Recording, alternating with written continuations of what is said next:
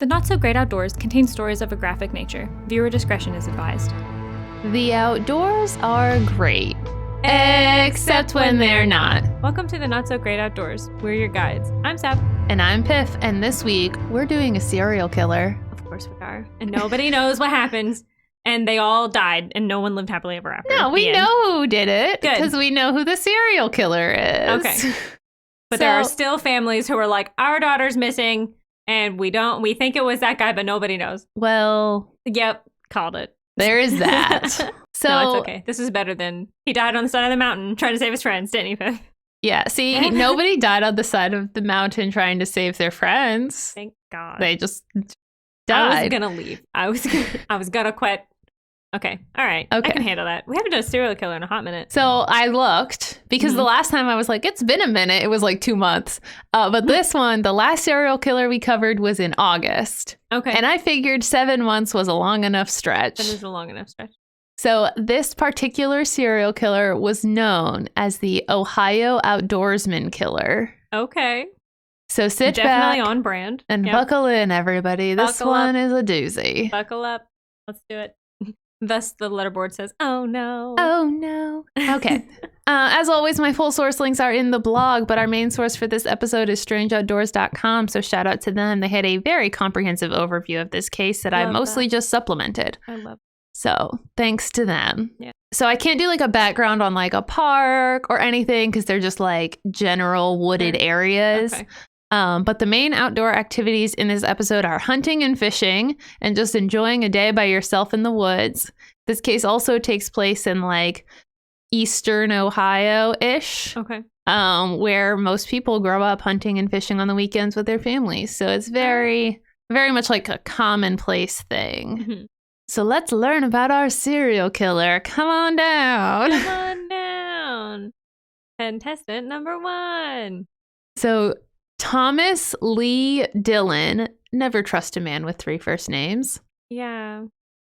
But that's his full name? Full name, Thomas Lee Dillon. Okay. Yep. The choice. I will be calling him Thomas, Tom, or Dillon, as my notes go all over the place. I feel that. Also, do I know that he ever went by Tom? No. Do I care? No. No. Also no. Was born in Canton, Ohio on July 9th, 1950. Happens to be my brother's birthday, not that year. But hey, Cameron. Weird. Hey, Cameron. Happy birthday. I have a serial killer for you. I got you this episode. I got you this. I hope you enjoy I hope it. you like it. This is not funny. This is how I we have cope. we have to keep it light. I also like have to make jokes at the beginning because then it's just like, and then this guy died, and then this guy died. Yeah, and then this brutal murder took place. Yes. So we have to laugh at the beginning. Yeah, and we have to make fun of the murderer because they're a terrible person. This guy's just like straight up a dick. Yeah, I just kept thinking Tommy Boy, but like unfortunately that's like a beloved character in a movie, and so it's like we don't want to do that, but like Thomas Lee Dillon. Thomas Lee Dillon. So, not happy thing. His father died when he was a baby. Sad. Okay, sad. Leaving him to be raised solely by his mother. So, okay, disdain for women. Got it. She seems to have been cold to him, never hugging or kissing him. Yep. Probably looked too much like dad, and she didn't know how to cope. Yeah, the nurturing that you expect of a mom was really missing in this dynamic. But again, this is how he describes it, so... might be dramatic. She also was like a single woman in the 1950s trying to survive. Single mom, yeah. So I'm not blaming her for the way that he turned out. Yeah. I'm blaming him because he's a bad person. Yeah. Also, I when I said disdain for women, I'm putting that on my episode bingo card. I should really start doing. Oh my gosh, we should make an episode bingo card. We really should. That one's on it for sure. Mm-hmm. Okay. Disdain for women. Serial killer. Serial killer can be like the wild. What are some other things you expect to happen in this episode? Because I feel like they're gonna happen. Okay. Or like traits of him. Anytime it's a serial killer, I always want to do the triad. So like cruelty to animals. Yep. Yeah. But playing with fire, we can't always. Okay, I was saying we can't always find that, but it's like we have that in this one. If there's one that's missing, it's that one or the bedwetting. But we almost always have cruelty to animals. Yeah, I don't know if there was I don't know if there was bedwetting because I don't know a lot about him as a child, but I do know that there was cruelty to animals and fires. A lot of fires. Cruelty to animals. Okay, let's see. What else? Cruelty to animals. Fire. Disdain for women. Uncharacteristically charismatic. Like strangely charismatic. Yep. Multiple relationships, maybe. A lot of the time we don't have that in this one. Okay. Did he get married? He did get married. They always get married. And I'm like, how the hell do you manage to do family this? who had no idea. Yeah. We got that one. Okay. Okay, so he had kids. He has a kid, I believe. Okay, family who have it's in here somewhere. Yeah. So we've got a lot of those stereotypical 5+ victims. Yeah. All right. We've got those stereotypical aspects, right? So let's learn a little bit more about Tom. Yeah. Also, how I came to 5. It's fun fact for anybody who may not know. In order for it to be considered serial, it has to be 3 or more. Right? Well, independent. So if you go to like somebody's house and you kill their whole family. Okay, no, and that's the only individual. They have to be like 3 separate instances. Yeah, and there are also other things like you have to have a similar modus operandi. Yeah. Like the way that you kill them has to be consistent. Yeah. That's MO. That's the words for MO, by the way, in case anybody didn't know that. I did not know that for the longest time. Yeah, we talked about that on an episode. We did. Probably the last serial killer episode. Probably the last serial killer episode. Probably. All right. Let's learn about Tommy. Let's do it. All right. He was described as a loner who was involved in that should have been on the bingo card. Yep. No school extracurricular activities. I feel like that is also. Although some former classmates would say that they got a kick out of him. He was a fun guy. Yep. So still he's a loner, but still got that charisma. Yep. He can mask well. Yeah. Yeah. So growing up, Tom was really into hunting, which again makes sense in rural Ohio, but he took it to an extreme. This next part you're just going to hate. Is it the cruelty to animal part? No, we're not there yet. Oh, okay. Well, kind of. Okay. While in high school, he started keeping 2 calendars in his room. One that kept track of the animals he killed, and one that kept track of all of the girls he had sex with. Ew. Classy. But like notches in your belt, notches in your bedpost, like. Yeah, he has his kill calendar, and then right his next sex to it, calendar. He has his sex calendar. Yes. I wonder how often they overlap. You know, I'm not gonna say I wouldn't be surprised if it was often. But I also wouldn't be surprised. I wouldn't be surprised if it was often, but I wouldn't be surprised also if like the gaps in the kill calendar lined up with the sex X's calendar. on the sex calendar, because the animals killing, that's a way to get off. And so like if he's not getting off physically, he's going to get off. Well, I don't know. He might get off physically too from the killing of the animals. But you know, if it's not sex, it's probably murder of animals. Yep. His classmates. I hate that I know so much about this. You're just so prepared for this episode. I'm ready. Okay. His classmates knew about his drinking and shooting tendencies. People would gossip about it like it was a normal thing to do. He was known to get drunk and then shoot out whatever was nearby.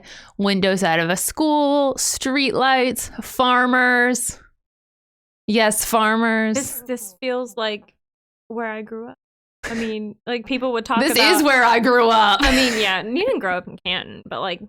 No, I grew up on the other side of Ohio, but it's the same thing. It's the state. But like, you know where I grew up. So like, I feel like... Yeah. I mean, we gossip about people doing stuff they really shouldn't be doing. Yep. All the time. Yep. All the time. But not we, you know what I mean? Yeah. People from my town. Tom graduated from high school and then the Ohio State University in 1972. Do you want to know how many serial killers have attended the Ohio State University? It's at least 3. Really? Yeah. It comes up more often than you would think. That's a little concerning. Ohio State, what's up with that? What's going on? How many serial killers are from Ohio? I don't know. I would like to know. We're going to do some stats later. I'm going to Google it. Okay. While she's Googling it, I'm going to tell you about his family. In 1978, he married a nurse and settled down. He and his wife had a son, and there were no accounts of anything wrong in their family. There were no reports of abuse. People said that he wasn't really like in love with her, that he didn't like use his wife's name and love in the same sentence. But they were cordial, never hit his wife. His mother-in-law adored him. Like no outright signs of anything being wrong at home. Are you still Googling? I found a very interesting thing. So this is worldpopulationreview.com. And it says, here are the 10 states with the most total serial killers. Number 1 is California. Yeah, because with it's 1,628. I was like, number 1 has to be California. What do you think number 2 is? Is it Ohio? No. Oh. Ohio's on here, but not. I'm not surprised that Ohio is on there. Florida. Florida's number 3. Okay. With 845. So California was number 1 because it's so big. What else could be? Texas. Because it's so big. Texas is 2, so it has 893. Florida with 845. Illinois with 629. Okay. Which is like oddly surprising to me, but also not. I mean, Chicago. Chicago. But that wouldn't be a serial killer. These are serial killers. This is still serial killers. Yeah. It's still like 629 from the state of Illinois. 628 from New York. Okay. The state of New York. Number 6 is Ohio. Number 6 is Ohio. I'm surprised Illinois is that high. I'm not surprised. But you wouldn't think like Midwestern states have a lot of things happening, like serial killers. Yeah. And then you've got Pennsylvania, Washington, Michigan, and Georgia. So Georgia is number 10 with 365. So they have a serial killer for every day of the year. Ah, lovely. How lovely is that? What a fun fact. What a fun fact. And those are just the numbers right now. The known numbers. The known numbers. Let's see. All 50 states have had, according to this, all 50 states have had a notorious serial killer, such as Florida's Ted Bundy, Illinois' John Wayne Gacy. Yeah. I forgot Gacy was Illinois. I thought, I forgot. New Jersey's Charles Edmund Cullen. And below is the table for this, and then I was going to say, Dahmer went to OSU, but is not from Ohio, but he went to OSU, I think. Or he's from Ohio, but he didn't murder in Ohio, something like that. Oh, I'm sorry. I was wrong. So the 10 states with the most serial killer victims. Oh. That changes things. Why? Okay. Here we go. So those were the states with the most victims? Yes. Okay. Anyway, sorry. I still haven't figured out how many serial killers have been from Ohio. I will let you know whenever I figure that out. All right. I'm going to keep going. Yep. So throughout this entire time that he's, going to college, getting married, having a baby, he continued to keep track of his death calendar. Gross. And he hit 500 kills. I was going to say, did he keep track of his sex calendar? Doubt it. I mean, I didn't see anything about that, but maybe. He hit 500 kills in the early 1980s. He was, as some would say, obsessed. Not even just with hunting, but with every part of it. He would go to gun shows and was obsessive about target practice. He even damaged his hearing because he went shooting so often, because protective headgear is clearly for wimps. Clearly. And he was known for terrorizing adults and children alike with his graphic hunting stories and carcasses. Ooh. There was a story of him chasing a small child around with a dead chipmunk or something. He was very, very weird. That is. But also people were like, nah, he's just really into hunting. No. This is making excuses for unacceptable behavior. Yeah. As is often in cases like this, there were signs that things were off, even when things were okay. For example, while Tom had a spotless record at work, he was never late, never been written up. He was cited by law enforcement for small things, such as possessing an illegal silencer and target practice in an illegal location. He always had a gun on him, even if he was riding a bicycle. There's also a possibility that up to 108 fires that had been set in the area were a result of his actions. According to a couple of his own accounts, he liked to drive around pretending to hunt enemy combatants. And that was just one of the things he would pretend. He had all these fantasies while he was driving around aimlessly at night. And one of them that he was hunting enemy combatants. And you're like, was he ever in war? Not that I found. No, probably not. So, chased kids around with dead animals that he'd hunted. Drove throughout the night fantasizing about killing enemies. Yeah, he was not a normal dude. Yeah. But everybody was like, that's just Tommy. That's just Tommy. No. Anytime you find yourself or you hear other people saying, oh, that's just so-and-so several times, there's something that's not okay. Yeah. So to everybody around him, he was a gun enthusiast and a hunting enthusiast, but overall, a good guy. When he was initially charged with like these murders, his mother-in-law like refused to believe them. Initially, she came around. Yeah. Yeah. How could you not? But like when they first arrested him, she was like, absolutely no not. way. He's such a nice guy. And she referred to him as kind and witty. And, you know, if that's the person that your daughter married, you kind of also want to believe like the good. You want to believe that it's all a mistake. Yeah. Until it's not. Yeah.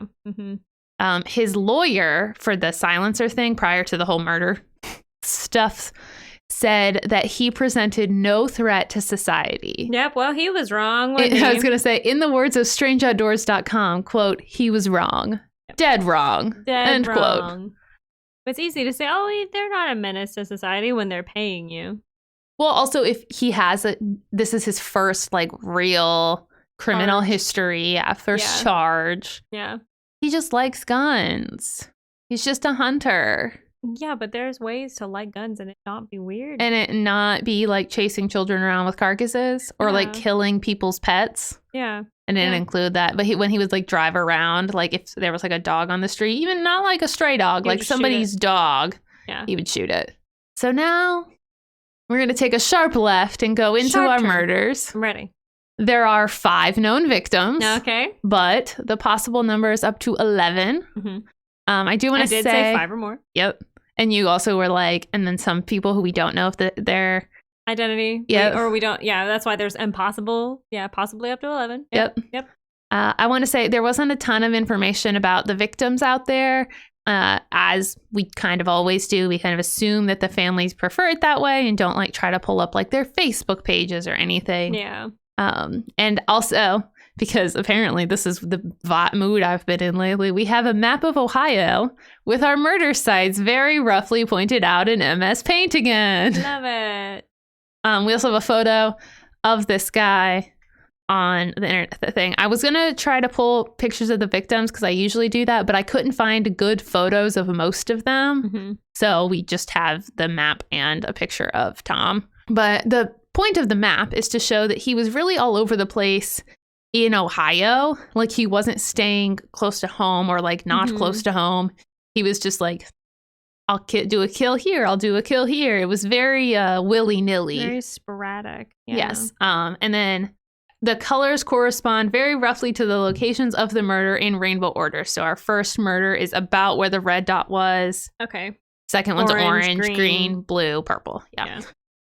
So just very... And so what county did he live in?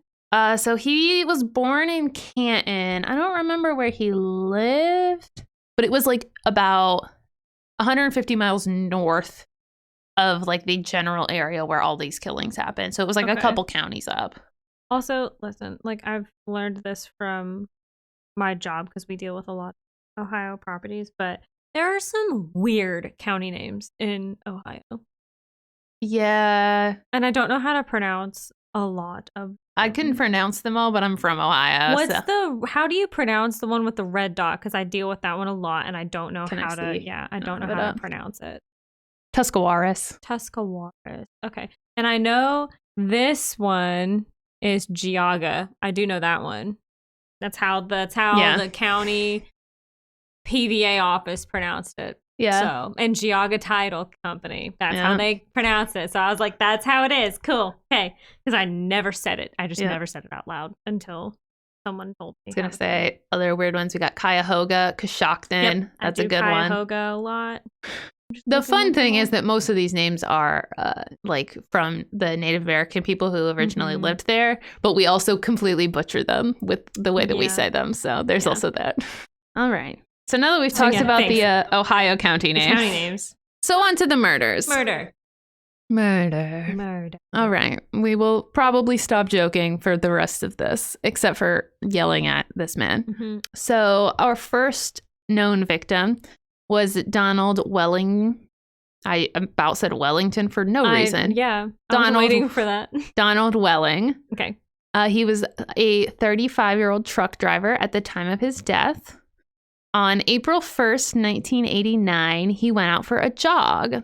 when he came across Thomas Dillon. Thomas was out driving with his gun like he was known to do. He slowed down and approached Donald, who greeted him and said, "What's up?" Then Tom shot him in the heart at close range.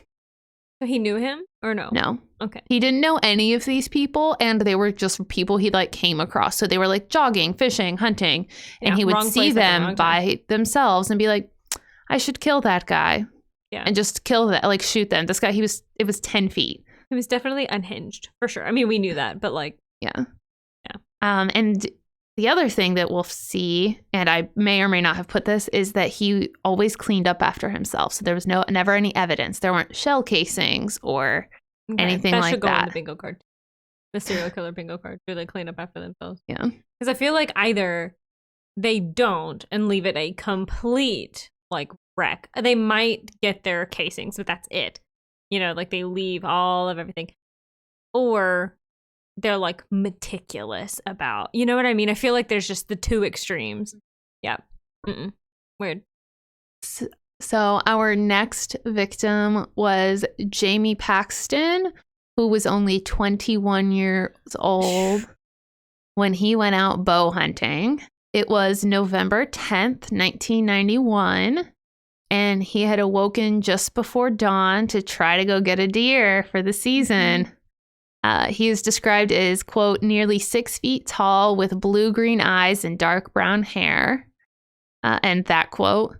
And later the sheriff would say, another quote, "Everyone in the area knew Jamie Paxton. No one that we knew of or even to this day had ever disliked the young man," end quote. And so while he was heading out, he would again encounter Thomas. He was shot 3 times. Jeez. Jamie would be found on a hillside by some friends. Oh, I'm sorry. That just dawned. Okay. Yeah. All right. And while the community initially kind of assumed it must have been a hunting accident, he went out hunting and got like killed. Shot, yeah. The sheriff's department and eventually everybody else kind of knew better because he was shot with a gun, not a bow, and it was not gun season. It was bow season. Yeah. And there were no cartridge cases, no tire tracks, no footprints. Yeah. Again, someone had taken care to hide what had happened. Yeah. Jean Paxton, who was Jamie's mother, was desperate for answers about her son's murder and wrote letters to his killer through the local newspaper. Wow. So she did this consistently and was super persistent, and the local police were like, the guy who did this doesn't care, like he's not going to read it, it doesn't matter, but it paid off. Yeah, you're appealing to the human side. That's why they have like the parents of missing children or like the family members. Yeah, they of go victims. on the news. They go on the news, they get themselves out there because they're going to follow it. That's another thing that should go on the bingo card is that do they follow the investigation? Oh, yeah, do they insert themselves into the investigation? Because like they get a thrill out of this. Yeah. And they also love getting away with it. Yeah. Because they're bad people. Yeah. So about a year after Jamie's death, Thomas sent a letter to explain himself. And I've pulled out a couple sections from it. You can read the whole thing. Well, the whole thing that I could find online, it's in one of our sources. But these are just the 2 sections that I wanted to share. So he sent it directly to her, or he published it in the newspaper? It was published in the newspaper, but it was addressed to her, the sheriff's department, and the newspaper. Okay, and I guess the newspaper got it anonymously, of course. Yeah. So, He like mailed it from a random like drop box, you know. No return address. These are the 2 sections, and obviously these are probably spliced together from the whole letter. Yeah. So just if something doesn't flow, that's why. Mm-hmm. I am the murderer of Jamie Paxton. Jamie Paxton was a complete stranger to me. I never saw him before in my life, and he never said a word to me that Saturday. Paxton was killed because of an irresistible compulsion that has taken over my life. I knew when I left my house that day that someone would die by my hand. I just didn't know who or where. Technically, I meet the definition of a serial killer, but I'm an average-looking person with a family, job, and home, just like yourself. And then the next section. Don't feel bad about not solving this case. You could interview till doomsday everyone that Jamie Paxton ever met in his life, and you wouldn't have a clue to my identity. With no motive, no weapon, and no witnesses, you could not possibly solve this crime. End quote. Yeah. Overly confident. Taunting everybody. And I'm amazed. I'm sure when it first came out, somebody, like especially the police station, I'm sure they didn't believe it was actually him. Oh, or actually the letter murderer. started with details about the murder that only the murderer would know. So, okay. So they knew. Okay, so they knew. Yeah. For sure. All right. I was going to say, because if it just said things like, I am the murderer and da-da-da, I didn't know him, but da-da, you know, that could be like, well, anybody could be doing that for like the hype, but it has details that only the murderer would know. Yeah. Yeah. Like where he was shot, because they hadn't released that, I'm sure. Yeah. Yeah. And I didn't include this part, but it's in the letter. He like very graphically describes how he like shoots each part of his body and like where he's shot and how he's acting. Yeah. Gross. Yeah. There's a reason it's not in here. It's very graphic. Sick and twisted. But if you want to read something that graphic, you have fun. It's in the sources. You go for it. So that is kind of, and that was like a kind of a good lead, and I'll touch back on the letter a little bit later. So the next murder was written off initially as a hunting accident, but would later be determined to be connected with our serial killer. Yep. On November 28th, 1990, Kevin Loring was deer hunting in Muskingum County? Yeah, I typed it wrong, and I was like, that's not how that's spelled. Not right. Muskingum County. He was a 30-year-old from Duxbury, Massachusetts, with 3 children. And he was shot once in the head, which shattered his skull. The next victim is Claude Hawkins, a 49-year-old husband and father, another father. He had finished a late-night shift at his work and decided to go fishing in his favorite spot. Mm-hmm. This specific spot happened to be on federal land, which turned out to be important because it got the FBI involved in this case. Yeah, turned this into a federal case. Yep. Yeah. And again, Thomas saw a lone man enjoying the outdoors and shot him. Yep. Do you think it might be some weird, sick, twisted, like, the outdoors isn't big enough for the both of us, so like he's the only one who can hunt, he's the only one? No, you know, I think he just liked killing. I mean, yeah, that too, but like, do you think maybe it started with like, I don't know, maybe subconsciously, I don't know. Well, I have some later, his first victim was actually inside. So okay. I don't think so. So no. Yeah. About Hawkins shooting. From mailfactorsregister.com, quote, I drove by and he waved at me. I heard a voice that day that said, go back and get him, Dillon said about Hawkins shooting. I saw him fishing down there. I heard a voice in my head say, go back and get him. Went down there and killed him. Shot him right in the back, end quote. And I will also say that at no point did he say that this voice was like somebody else. He was like, oh no, it was my own voice. Yeah, like he just wanted to go. Yeah, he was like, I should go kill that guy. Mm-hmm. And then the last confirmed murder of his occurred on April 5th, 1992. Gary Bradley, 44, was fishing in Noble County when Thomas Dillon saw him. As always, he was shot and no evidence of the shooting was found. So he's always picking up his casings. He's not leaving evidence that he was there. But like I said earlier, so it's compulsive but calculated. Yeah. Yeah. Like it's not premeditated at all, but it's definitely like he's doing what he can to not get caught. Yeah. Like he thinks he's not. Yeah. It's not like he's a spree killer who's like lost all. Yeah. Leaving shit behind. Yeah. Yeah. Like, it's very cold and calculated. Mm-hmm. But like I said, the location of his second to last murder really worked against him. Yep. As the FBI were soon on the case. And in a page out of a book that seems like a TV show, the FBI's Behavioral Sciences Unit created a profile of the killer. Yes. Listen, I was just sitting here like, I'm going to watch Criminal Minds when I get home because like this shit just, I don't love that it happens, obviously. And I don't love the murder. But it's fascinating. Yeah, I don't love the murder. I don't love any of that. I don't love that anybody also would have to go through that, or like but behavioral science is so interesting. That's what that's what I really love. If I had a scientific bone in my body, I feel like in another life I would have gone that route, but I just don't. Yeah, I wish I did, but I do not. I like to speculate wildly. That's about it. It's more fun than having to like actually deal with serial killers. I wouldn't be a good crime fighter.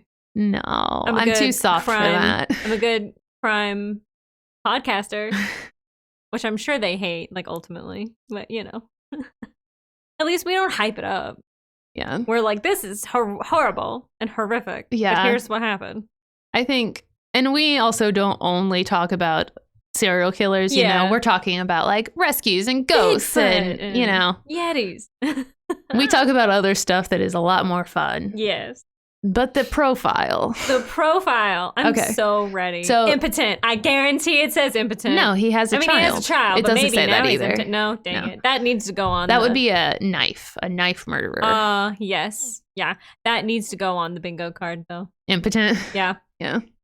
All right. So these pieces of the profile I took from malefactorsregister.com. You can actually find it in a couple of my sources, but that's where I was at when I wrote this down. So it's mostly just like, I turned it into a bullet list because I want to talk about them, but they're word for word from there. Yep. So the first thing was that he was an educated white male. This is true. He had a college degree and everything. Bingo card. I feel like this whole list probably needs to be on the bingo card. A predilection. There we go. For crimes such as predisposition. Yeah, he had done crimes such as arson and killing small animals. Yes. True. The triad. He lived within a short distance of the crimes. This was false because he just liked to go on long drives. He would just drive. Like he lived like 100 miles from these people. They all kind of span from his base, I suppose. I mean, not really. No, he lives north of them. So he would just drive south. Okay. And just drive around until he found somebody jogging, hunting, or fishing. Weird. Another piece of the profile was that he was in his 20s. This is false. He was in his 40s when he was caught. A nominal family man, but likely a loner. Yep. Both are true. Yep. Had a drinking problem. True. We haven't talked about it, but it's true. Okay. And a history of compulsive vandalism and arson, which seems repetitive for the second bullet, but also true. Yeah, because he would shoot whatever he could find. Yep. Street lights, car windows, people in the field. Yeah. So that was the profile. And obviously, as we've all seen Criminal Minds, but I didn't actually know that this part was true. They do share the profile with the public because they're trying to find people who can put these pieces together and find him. Yeah. So in August of 1992, only a few months after the last killing, they finally got a break in the case. A high school friend of Thomas's, so a friend of his from high school, had put together some of the pieces of the puzzle and called in a tip. Richard Fry, the friend in question, had read the paper that had the profile in it and called the FBI tip line that was listed. However, the FBI didn't return his call. Why? I doubt they got very many.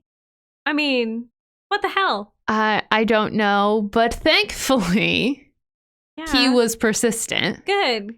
Dude, and this is why if you think you know something, keep sounding the alarm. Yeah. Especially no details too small. Like this guy was like, hey, I think I know who your serial killer is. Yeah, and I need you to know that. A degree of certainty. Yeah. And I need you to call me back, please. So he ended up calling the county sheriff department and requested a meeting with him. And they were kind of like, I don't think this guy actually has a good tip. He didn't want to come into the station. He like wanted to meet them somewhere else, which I kind of get if you think one of your friends is a murderer. And if he is, he could be watching the joint. Like, they insert themselves into the thing. I don't trust that I'm not going to be murdered by this guy. Like, you can come to my house. Yeah. So they met and now they have a suspect, even if it was just a quote unquote loose tip. But still. A gun enthusiast who liked to drive around those areas and was known for randomly shooting animals. But it was something. So they started looking into Thomas. They trailed him. They used aerial surveillance. At one point, and I couldn't figure out if this was while they were surveying him or they just found out after the fact, but he actually was in Massachusetts and visited Kevin Loring's grave. Okay, yeah. Returning to the site of the crime or going to the graveside should be on the bingo card. So because returning to the scene of the crime and visiting graveyard, they were both signs of remorse. And know he whether was or doing not he felt them. any remorse. Yeah, I mean, you know. Well, and he said about like visiting the grave, he's like, I just wanted to know him. I didn't even know him. And when he found out that Jamie Paxton was only 21, he actually did feel bad about that because he thought he was like 30 or 40. Yeah. And he's like, but he was just some young guy. And I'm like, you were still just out there killing people. Half of who you killed were fathers. Like, shut up. Like, oh my gosh. Please. So they eventually arrest him, but on a weapons charge because they couldn't like catch him doing anything like explicit. They just have to get him. You remember that silencer charge that we talked about? So he wasn't allowed to like do something with guns. Maybe he probably wasn't allowed to own firearms right now. Well, he could own them, but I don't think he was supposed to be buying new ones. Or maybe I don't know. Bought a new one. Okay. But he got a weapons charge because of that silencer charge. Mm-hmm. So they were like, hey, I can arrest you for this. Get him. Yeah. And then because it was a weapons charge, they could gather information about his guns. Yeah, so they could then decide, would that match the ballistics that we have? I mean, they don't have casings, but they have wound patterns. Yes, so they were able to match ballistics from his rifles to some of the murderers. Yep. So now they've got him on murder. Yes. After being caught and charged with murder, Thomas Lee Dillon pled guilty What? to avoid the death penalty. Oh, okay. Because it's Ohio. Because it's Ohio. And he was sentenced to 5 consecutive life terms with no chance of parole for 165 years. I have never understood how you serve 5 consecutive life terms, but I think it's just so that you definitely are not getting out. Yeah. It's basically the 100 and however many years is what you have to serve. Yeah. 165, which he does not make it that far. No. They never do. So keep in mind, in 1992... Did he die of cancer? That needs to be another one. Dies in prison of cancer. That needs to be it. Does he die in prison of cancer? Oh my gosh! That seriously needs to be on the bingo card. On the bingo need to card. Make this bingo card. Yes. So, where was Son of a bitch. Dies in prison of cancer. Yep. Oh, he was like in his early 40s in 92 when he was arrested. Okay. So he's not living 165 years. No. So he also confessed to killing another man 13 priors to these sniper shootings, a man watching TV with his back to the window. He just like walked up and like shot him. Through the window? Yeah. With an open window? Or yeah, it was like a picture window. Oh, okay. Yeah. And just was like, yeah, I also killed that guy. I don't know who he is. Don't remember where I was, but just, you know. Yeah. In a bit of a revenge twist, Thomas had stated that he didn't want to be sent to a specific prison in Ohio because it was dangerous. So I hope they sent him there anyway. The families of the victims petitioned to make sure he was sent there. Good. He was. Yes, good. I mean, he got cancer, so I mean, he wasn't killed in prison or whatever, but I'm sure they made his life difficult. Yeah, I just know he didn't want to go there, and I'm very happy that he had to. He had to. Yeah. I'm telling you, like the cancer thing, I'm just shook by that. And I'm shook by how many serial killers have died of cancer in prison. Like, I'm not saying that's how cancer works all of the time, but there are a lot of there's a lot of really good unfortunate, people. Very good people that get cancer. But like, it could be a variation. I'm just saying. It could be. Maybe we should research. Not we. Scientists. Someone should research this. So he also attempted to make money off of these crimes by selling front door his story. I hate him. Which prompted the passing of Paxton's Bill, which prevented murderers or their families from profiting off of the story of their crimes. I love that. That should be a thing nationally. Yeah, I think it became a thing nationally after Son of Sam, but I could be wrong. Okay. I also don't remember if Son of Sam is before or after this. I remember very little of Son of Sam. I'm terrible with timelines, so yeah. There's that. We done? No. Okay. We I will was not. about to say I don't. Okay. There's so many up here. There's a Netflix docuseries called Sons of Sam, which is very interesting. If anybody's interested in that. Anyway, this guy died in prison in October 2011 from cancer, which we kind of already talked about because Sav guessed correctly. I cannot believe that. I cannot. Yeah. Also, he hadn't had cancer for very long, if memory serves. It was like they found out he had cancer and then he was dead. Wow. So very fast. Yeah. And to end, there are 2 Criminal Minds episodes that are loosely based on him. Yay! I mean, no, not yay, but yay! I've probably seen them. So season 8, episode 1 had an unsub who, like Tom, had been profiled as being intelligent, stress-induced killers who were arrested for owning silencers. However, the other one I think is way more like based on him. Season 12, episode 17 appears to be more. The silencer. Okay, yeah. I've definitely seen season 8, season 8, episode 1. Okay, season 12. Episode 17. I haven't gotten that far. Okay, so this one is like, in my opinion, more the like direct inspiration. You know how it's like sometimes they're like, okay, there's like a couple pieces. Okay, there's some. Yeah, but this one is like a little too on the nose. So the unsub in this episode was a quote, organized serial killer who targeted outdoorsmen in the woods, shot them with scoped rifles, removed incriminating evidence such as shell casings from the murder scenes, and were investigated and profiled by the FBI, end quote. That one, the outdoorsman in the woods shooting with rifles and removing evidence, that seems like a little too on the nose. So that is the story of serial killer Thomas Lee Dillon. Never trust a man with 3 first names. No. This guy did only kill men. He did. Which is, a shocking turn of events. It is. Which, I mean, him describing his mother as like cold and whatever, which that's his description. Yeah. If she was actually that bad, I feel like it would have been like not any other serial killer, but like, a lot of the others where they take out their disdain for their mother on women. Yeah. Wild. Thank you for that. I'm so glad we knew who it was. He was caught and he was jailed where he didn't want to be imprisoned. And so died of cancer. And then died of cancer rather quickly, which is shocking.